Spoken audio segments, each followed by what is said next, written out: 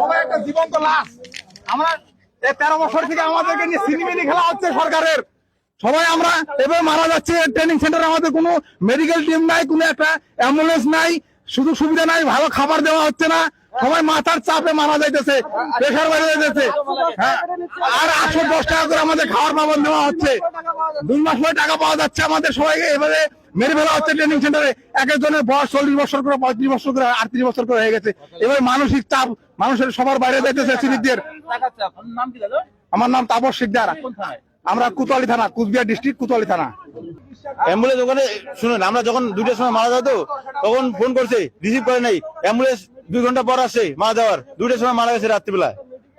কোনো ইয়া নাই, আমাদের কেউ বিপি চেক করে না, এভাবে ট্রেনিং পাঠায় দেয়। এখানে এসে সব অর্থনৈতিক দিয়ে পঙ্গু হয়ে গেছে। এর কাছে টাকা নিয়ে আসতে হয়, ওর কাছে টাকা নিয়ে আসতে হয়। ঘুম থেকে উঠে আমরা যাব পিটি, মানে পিটির জন্য যাব আমরা। তখন আমরা যাচ্ছিলাম, তখন দেখি হঠাৎ দেখি রুমে চিল্লাচিল্লি হচ্ছে। তো তারপরে সবাই ওখানে যা দেখি যে 10 নম্বর রুমে একটা আমাদের সিভিক ভাই বন্ধু মাথাভাঙা থানার, সে পরলোক গমন করেছে। তারপরে আমরা তার জন্য সবাই ছুটে ওখানে আসি। আসার পরে এখন দেখি যে সত্যি আর উনি আর বেঁচে নেই। আর এখানে মেডিকেলের কোনো টিম নেই, একটা গাড়ি নেই। তারপরে সেই মারা যাওয়ার পরে মিটিং এ আমরা যখন ওখানে জড়সড় হলাম, তারপরে 1.5-2 ঘন্টা পরে গাড়ি আসলো, অ্যাম্বুলেন্স আসলো, যার জন্য এখানে সবাই জমায়েত হয়েছে। আর এত অল্প টাকায় সিভিকরা কিভাবে চলবে, তাদের সংসার চালাবে? মাত্র তারা 10,000 টাকা পায়, শুধু 1,000 টাকা তাদের বাড়িয়েছে। এই যে অর্থ বাজেট হয়েছে এই কয়েকদিন হলো, 5 তারিখে আমাদের জন্য 1,000 টাকা বাজেটে 1,000 টাকা উনি বাড়িয়েছে। তাহলে 1,000 টাকায় আমরা কিভাবে চলবো? ফ্যামিলি কি খাবে, আমরা কি খাবো? 1,000 টাকায় চলা যাবে? মাত্র এখন 10,000 আগে পেতাম, এখন আমরা 1,000 টাকা পাচ্ছি, বাড়তি পাই নাই। তবে এপ্রিল কবে থেকে দেবে? এপ্রিল থেকে আমাদের কার্যকর হবে 1,000 টাকা। তাহলে 11,000 টাকা দিয়ে আমরা কিভাবে চলবো? আমাদের সংসার কিভাবে চলবে?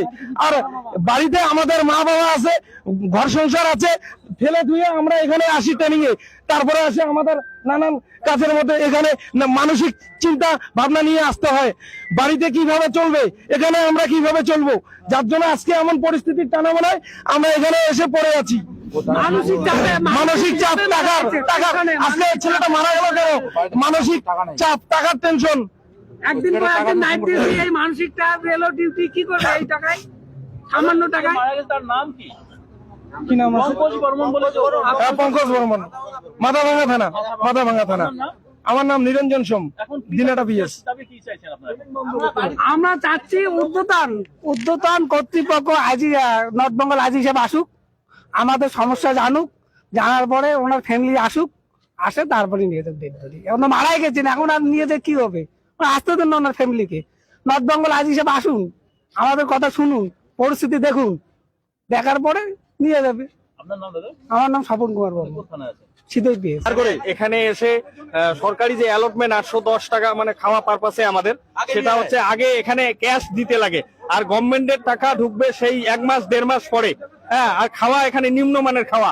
হ্যাঁ, সব এক জায়গায় ডাল, সবজি, ডিমের কি এগুলা দিচ্ছে, সব এক জায়গায় মাইকে, মানে কুত্তার জীবনের মতো খাওয়া খাইতে হচ্ছে আমাদের। হ্যাঁ, আজকে বৃদ্ধ বাবা মা বাড়িতে 10 মাসের বাচ্চা রেখে আসছি আমি। আমাদের খুব অবস্থা খারাপ। হ্যাঁ, আমাদের সব গভর্নমেন্ট দেখতেছে না, আমাদের খুবই অবস্থা খারাপ। দিন দিন অবস্থা আমাদের শেষ হয়ে যাচ্ছে, মানসিক চাপ। হ্যাঁ, আমার নাম নীলকমল বসাক, ময়নাগুড়ি।